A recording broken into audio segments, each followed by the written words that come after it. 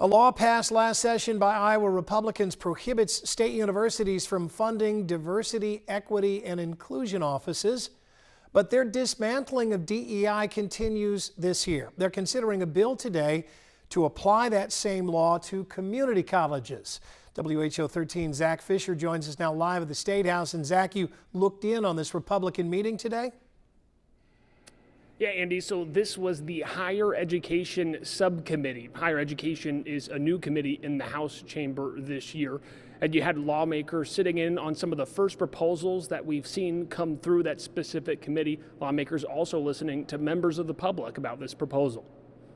I hope that the end of DEI will help lower college tuition and make it more affordable. We need to take away the requirement of DEI foundations courses as well. DEI offices are not about preferential treatment. They're about leveling the playing field.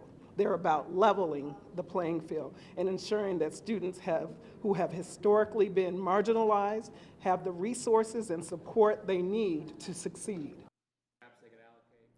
Now, the group Community Colleges for Iowa was also there and spoke, explaining that there are not diversity, equity, and inclusion offices on community college campuses across the state, adding that community colleges also just apply with the law as it stands right now. The bill actually did not advance out of the subcommittee today. It was tabled by the Republican chair, who says he doesn't see a need after conversations with community college leaders.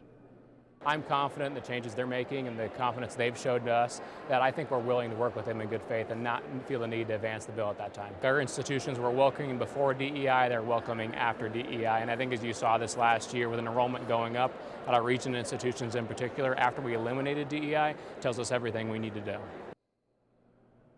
Representative Collins also sharing with me that if he did see evidence of DEI offices on community college campuses, then the conversation about this piece of legislation would come back up again as it's tabled right now. But Andy, in terms of DEI, there was another bill that was discussed today around an hour ago that mentions critical race theory with State Board of Regents. So kind of seeing a doubling down of some policy that was talked about last year that actually had advanced. So right now that law is not going to apply to community colleges, but still there might be some furthering of that law for the Board of Regents.